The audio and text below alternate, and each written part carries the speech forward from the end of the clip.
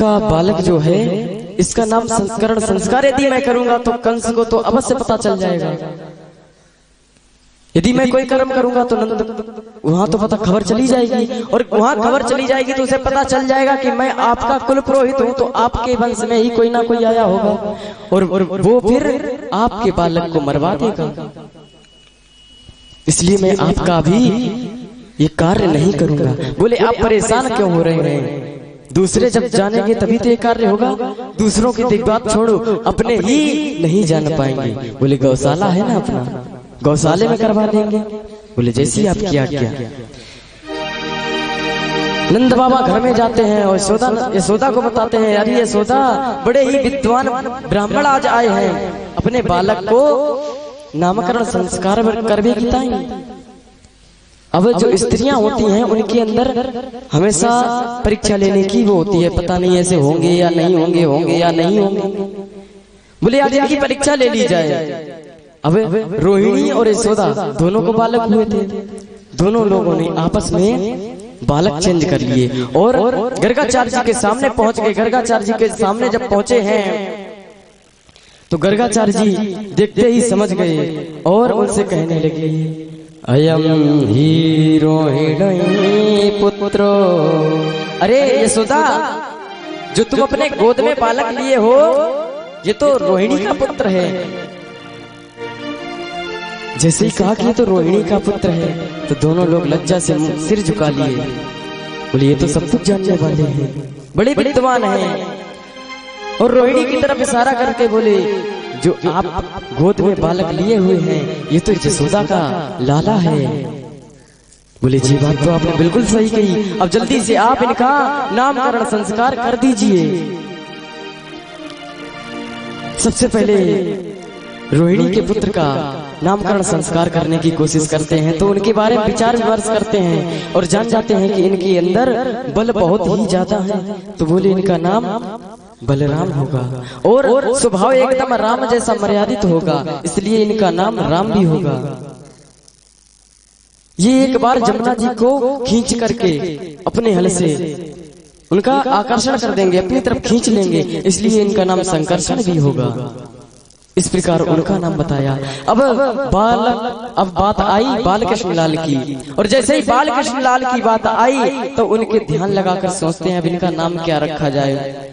बोले यथा नाम तथा गुण, बोले गुणों के अनुसार ही नाम होना चाहिए। बोले इनके गुण कैसे हैं, पहले गुण पर दृष्टि डाली जाए। अब मन में सोच रहे हैं कि इनके गुण, अब जैसे ही गुणों को ध्यान दे रहे हैं तो 1 घंटा हो गया, 2 घंटे, सुबह से शाम हो गई। अब यशोदा मैया और रोहिणी तो यही समझे कि आज तो बाबा का काम तमाम हो चुका है। अब हिला रही है, अरे बाबा मेरे ही सर पे कलंक लगाओगे का? तुमने और कहीं जगह ना मिली का? यहीं पे मरोगे आके? खूब तेज से हिलाया। बोले हाँ क्या हुआ? अरे नामकरण संस्कार आज ही करोगे 1 साल बाद? बोले हाँ अभी रुको, अभी करो। बताते हैं, ये तुम्हारा बालक है ना, इसके जैसा दुनिया में तो कोई है ही नहीं। तीनों लोक में ऐसा कोई नहीं हो जो इस बालक की बराबर का हो, ऐसा कोई नहीं। बोले तो इसका नाम क्या है? नामकरण संस्कार करने को बुलाए थे, नाम तो बताओ।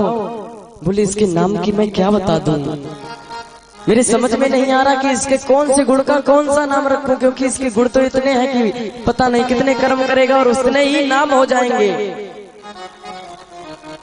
एक नाम बताता हूं, ये जिसकी भी दृष्टि इस पर पड़ेगी वो इसकी तरफ खिंचा हुआ चला आएगा, उसका आकर्षण कर लेंगे, खींच लेंगे उसको। आकर्षण कृष्ण माने जो किसी को अपनी तरफ खींच ले वही कृष्ण है, इसलिए इनका नाम कृष्ण है। बोले कृष्ण, ये कैसा नाम है? मेरी तो जीभ भी ना पलट रही है कृष्ण, पता नहीं कैसा नाम बता दिया। बोले नाम एक नहीं, इनके तो अनेकों नाम होंगे। ऐसा क्या? हाँ। जैसे जैसे ये कर्म करेंगे वैसे वैसे इनके नाम होते चले जाएंगे। फिर मैं आपको एक नाम की कैसे बता दूं? यदि आपको कोई अच्छा नाम लगे तो आप ही रख लो। बोले मेरे ये थोड़ो कालो सो है तो जाको नाम कनुआ। और आपने बताया कि ये बल में बहुत ज्यादा है, ताकतवर है, तो इसको नाम बलुआ। कनुआ और बलुआ मेरे तो जैसे नाम ठीक है। भैया ने नाम रख लिए कनुआ और बलुआ। अब कान्हा कनुआ और बलुआ जब दोनों बड़े हो गए, घुटवन घुटवन चलने लगे, तो क्या हुआ? अब छोटे पे माखन इनके यहाँ पे पता है 9 लाख गायें, इसीलिए इनके पिता का नाम नंद है। 9 लाख गायें, दूध की कमी नहीं, उस समय डेयरी भी नहीं होती थी कि न पाके आ जाओ। आज तो बस केन में दुई और केन पकड़ी बस डेयरी पे। चाय के लिए थोड़ा इतना बचा के लाएंगे, बोले भी चाय बनानी है। पहले तो दूध घी मक्खन आदि खाए जाते थे। और आज की बात ही अलग है। आज पता है 100 घरों में से एक घर में घी निकलेगा, किसी के यहाँ घी भी नहीं मिलेगा। जब दूध ही नहीं बचाएंगे डेयरी पे, सब डेयरी पे। बात सही है ना? बोलिए राधा रानी सरकार की जय। जब घुटवन घुटवन चलने लगे, एक दिन क्या हुआ? मैया थोड़ा बाहर आती हैं और कान्हा अंदर आराम से। अब क्या हुआ? माखन खाने की आदत पड़ गई। अब एक दिन क्या हुआ? जो शीशा होता है, शीशा घर में लगा था। अब ये मक्खन चुराते चुराते चुराते चुराते उस शीशे के पास पहुंच जाते हैं। और जैसे शीशे में देखा कि एक बालक आराम से देख रहा। अब शीशे में दिखाएगा क्या? शीशे के सामने यदि आप खड़े होंगे तो आप ही दिखाई देंगे। अब शीशे में उन्हीं का प्रतिबिंब दिखाई दे रहा है। डर जाते हैं, बोले भैया मुझे तो लोगों कोई चोर आए हुए जाते, मैं इधर को आई हूँ। पर भैया कोई चिंता की बात नहीं, हम दोनों भाई भाई हैं, आपस में खाएंगे। अब बढ़िया आपस में बात करें। मैया इधर तब तक अंदर आ जाती हैं।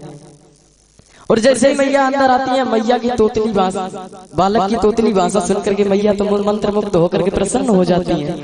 अब मैया भी सोच रही है कि बालक, एक बात और बता दूं, जब बालक छोटा होता है तो कितने भी गलत काम करे माता पिता को बहुत अच्छे लगते हैं। छोटा सा बालक यदि गाली देता है तो माता पिता बड़े प्रसन्न होते हैं। हाँ, एक बार और दो।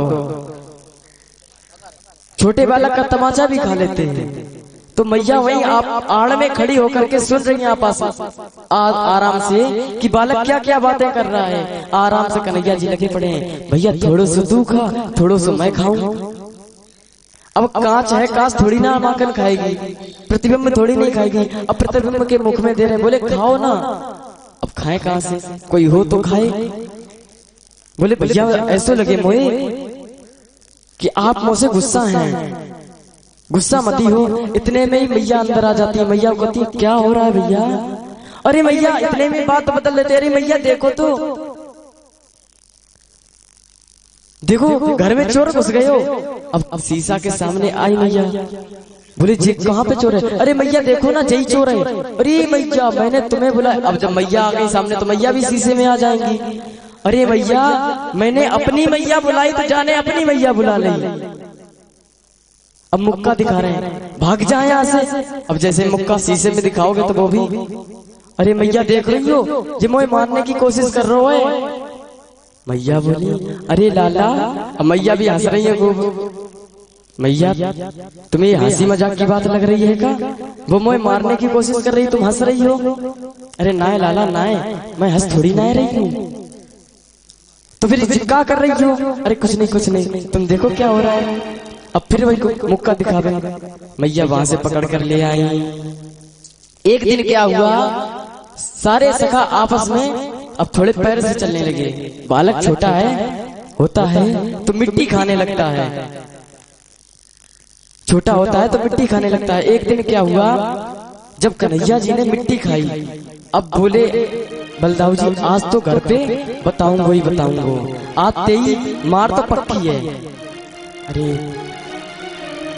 दाऊ घर पे मत बताइयो, मार हो जाएगी। बोले तूने माटी खाई है ना? नहीं भैया मैंने ना खाई। चल तू आज मैया के पास। अब मैया के पास लेकर आई। अब मैया से जैसे ही कहा कि मैया देखो आज लाला ने मिट्टी खाई। बोली जाने माटी खाई है? हाँ। नहीं मैया मैंने ना खाई, मैंने मिट्टी खाई है तो मेरा मुख में देख लो एक बूंद भी मिट्टी मिल जाए। अब ठाकुर जी की बोले हाँ तूने जे 100 रुपए की बात करी, बोले मुख चेक कर लेती हूँ भी। अब ठाकुर जी सोच रहे मन में, मुंह में मिट्टी दिखाई माटी तो बच जाएंगी आज मेरे ऊपर साटी। अब बोले अब तो कुछ ना कुछ तो करना ही पड़ेगा। मैया मैंने ना खाई, मैंने ना खाई। बलदाऊ कहते हैं तेरे लाला ने, तेरे लाला ने, तेरे लाला ने माटी खाई जसोदा सुन मारी।